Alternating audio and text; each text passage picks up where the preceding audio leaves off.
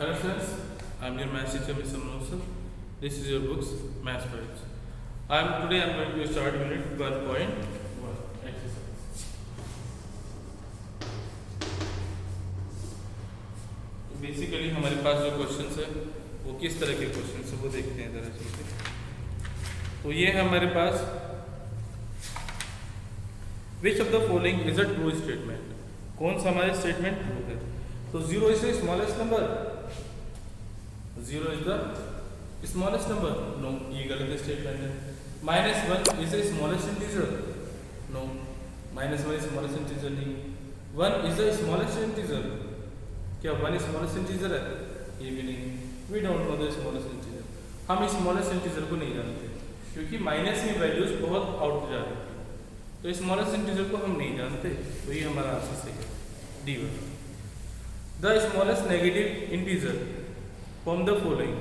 अब इनमें से कौन सा स्मॉलेस्ट होगा? इसमें से कौन सा स्मॉलेस्ट होगा? 0, -2 है, -15 है और -10। अब इसमें से स्मॉलेस्ट इंटीजर हमें पता है। स्मॉलेस्ट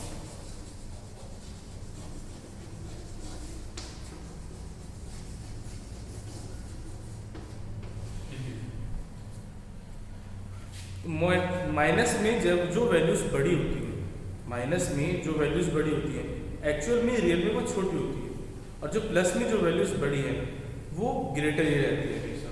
तो ये वैल्यूज माइनस में और सबसे बड़ी वैल्यूज 50 है। तो ये हमारा स्मॉलेस्ट इंटीजर -50।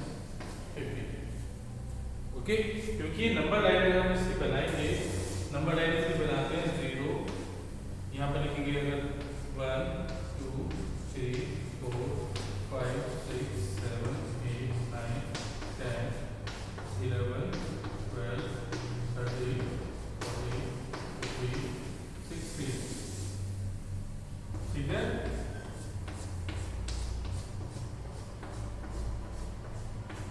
और ये वैल्यूज लेफ्ट में है तो माइनस में होंगी।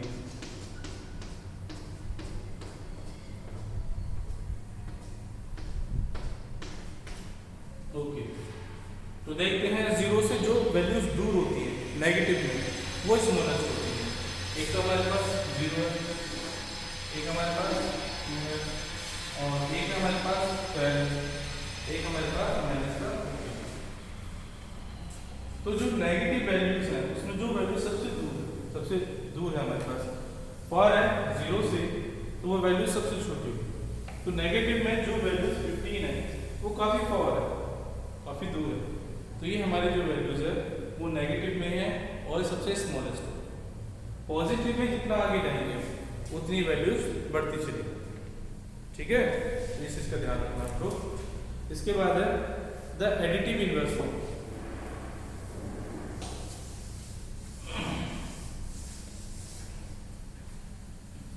एडिटिव इनवर्स हम लोग कैसे निकालते हैं?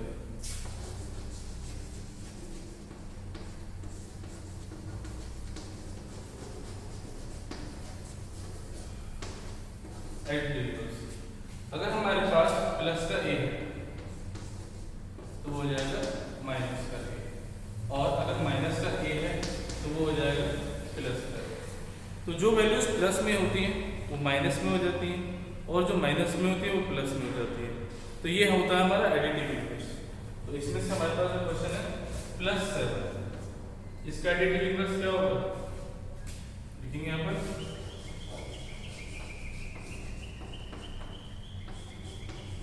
Additive inverse +7 minus.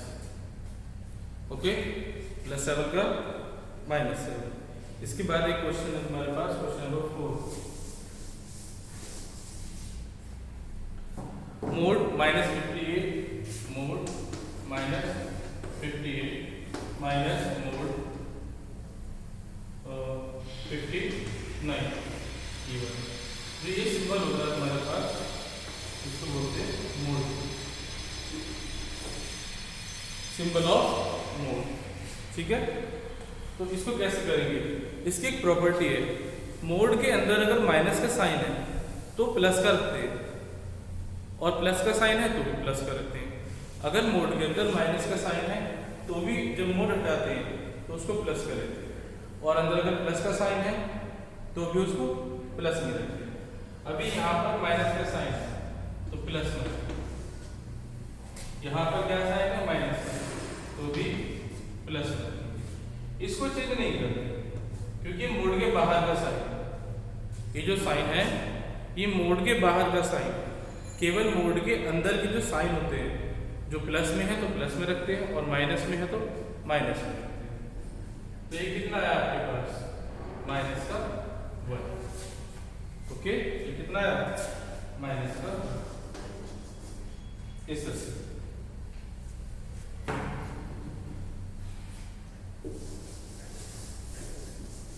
अगला है आपके पास represent each of the following integer on the number line. अभी तुम्हें नंबर लाइन बनानी है और उसमें क्वेश्चन नंबर 5 है आपका, उसमें 4, -4, 3, -1, 10, -8 और -15 को रिप्रेजेंट करना। अभी मैंने नंबर लाइन बनाई है इस तरीके से करके, वो नंबर लाइन आपको बनानी है। क्वेश्चन नंबर 6 ये भी सेम ऐसा ही है, जैसे इसमें लिखा है -17 मोड और माइनस, तो मोड के अंदर माइनस का साइन है तो ये प्लस का हो जाएगा, मोड के अंदर माइनस का साइन है ये भी प्लस का हो जाएगा, लेकिन ये बाहर का साइन है तो ये सेम है। क्या आंसर है 30। ओके, इसके बाद है find the value of each of the following. अब हमें वैल्यूज फाइंड करनी है, तो वैल्यूज फाइंड करने से पहले इस चीज का ध्यान रखना कि हम ब्रैकेट किस तरीके से ओपन करते हैं, ब्रैकेट ओपन हम किस तरीके से करते हैं। अगर बाहर प्लस का साइन है तो माइनस का साइन है तो आएगा आपके पास माइनस, बाहर माइनस है अंदर प्लस है तो आएगा आपके पास माइनस, बाहर माइनस है अंदर भी माइनस है तो आएगा आपके पास प्लस, और बाहर प्लस है और अंदर भी प्लस है आपके पास तो भी आएगा प्लस। तो एक शॉर्ट ट्रिक ये है, अगर ब्रैकेट आते हैं आपके, अगर आपके ब्रैकेट्स आते हैं तो ब्रैकेट में अगर डिफरेंट साइन होते हैं तो माइनस आता है ब्रैकेट के अंदर और ब्रैकेट के बाहर, अगर डिफरेंट साइन है तो माइनस आएगा, और अगर सेम साइन है तो प्लस आएगा। तो हम ऐसे भी इसको जज कर सकते हैं, ठीक है, लेकिन ब्रैकेट का ध्यान रखना है। अब देखते हैं जरा क्वेश्चन आपके पास है 7 -101 और -1 0, यहाँ पर ब्रैकेट है, दोनों साइड सेम है तो आएगा प्लस।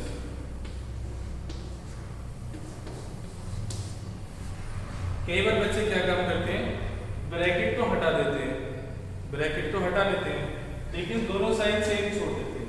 वो ऐसा करते हैं कि -102 है, इसको लिखेंगे -102, ये गलत है। जैसे ही हम ब्रैकेट हटाते हैं तो साइन की मल्टीप्लाई हो जाती है, ठीक है। अब 102 में से माइनस करना है 101 तो क्या आएगा 1, इस तरह से।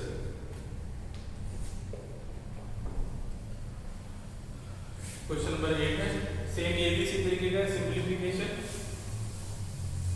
इसको भी देखते हैं। ये आपके पास -55 यानी -55 और -33 -20। ओके, तो पहले हम ब्रैकेट के अंदर को सॉल्व करते हैं। बोर्ड मार्क्स के अकॉर्डिंग क्या होता है, बोर्ड मार्क्स के अकॉर्डिंग पहले ब्रैकेट ओपन करते हैं, उसके बाद डिवीजन करते हैं, फिर मल्टीप्लिकेशन करते हैं, देन एडिशन करते हैं, फिर सब्ट्रैक्शन करते हैं, इस तरह से करते हैं। तो यहाँ पर हमारे पास एक ब्रैकेट है और ब्रैकेट के अंदर कुछ वैल्यूज है, पहले हम उनको सिंप्लीफाई करें। तो -33 और -22 सेम साइन पे, ध्यान रखना यहाँ पर अंदर ब्रैकेट नहीं है, यहाँ पर ब्रैकेट नहीं है। जब ब्रैकेट अंदर और बाहर होता है, जब ब्रैकेट के बाहर का साइन हो और ब्रैकेट के अंदर का साइन हो, तब साइन की मल्टीप्लाई करते हैं। ये सेम साइन पे है, ऐड हो जाएंगे, ये प्लस हो गया, तो हो जाएगा माइनस का 55। अब हम ब्रैकेट ओपन करेंगे ये वाला, तो बाहर भी सेम और ब्रैकेट के अंदर भी सेम, तो आएगा प्लस माइनस 55 में से माइनस करना है 55, तो क्या बचा 0।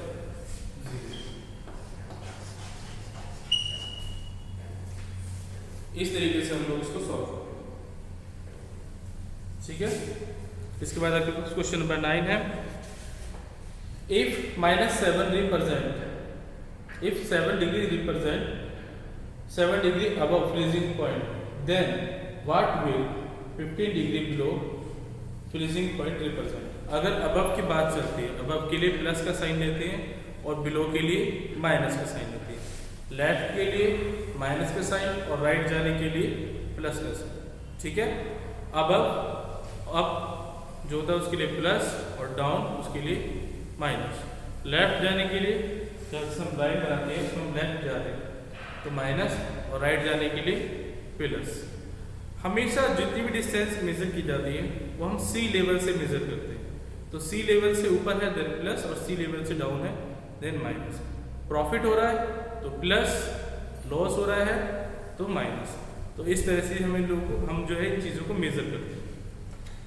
इसके बाद है राइट द डिसेंडिंग ऑर्डर और उसके बाद है राइट द असेंडिंग ऑर्डर। तो असेंडिंग और डिसेंडिंग ये हम लोग बना सकते हैं इजी, ठीक है। पहले नंबर लाइन बनाओ, उसके बाद उसको रिप्रेजेंट करो। जैसे मैं एक बताता हूँ,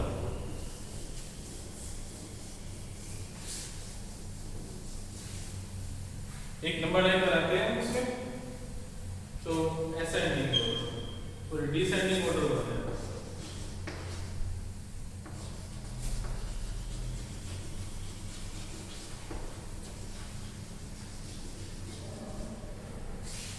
ये लिखा है -2, फिर 5, -7, 11, -5, 0, 3 एंड 4। तो एक नंबर लाइन ड्रॉ करो, तो 0, 1, 2, 3, 4, 5 और 11 जो है हमारे पास प्लस में है, तो 6, 7, 8, 9, 10, 11, -1, -2, -3, -4, -5, -6, -7, -8, -9, -10। ओके, तो देखो 4 हो गया हमारे पास सीधा, 3 हमारे पास ये है, ये 0 हो गई, फिर -5 वो ये है, 11 वो ये है, -7 ये है, 5 यहाँ पर 5 है और माइनस तो हमारे पास ये है। ओके, अब अगर हमें इसे असेंडिंग ऑर्डर में लिखना है, अगर इसका असेंडिंग ऑर्डर बनाना है तो इनको ऐसे लिख देंगे,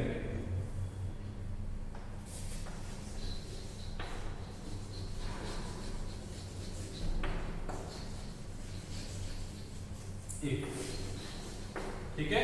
तो असेंडिंग ऑर्डर में माइनस से प्लस की तरफ, -7, -5, -2, 0, 3, 4, 5, 11। और अगर इसका डिसेंडिंग ऑर्डर बनाना है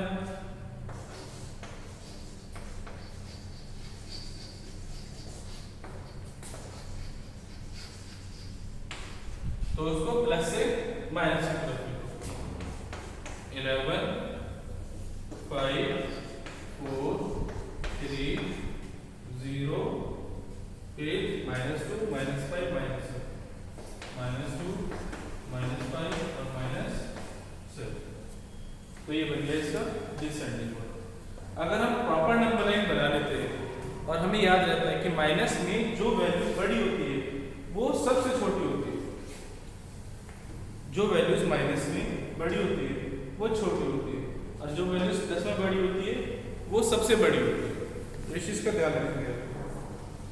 तो ये है आपके पास यूनिट 1.1।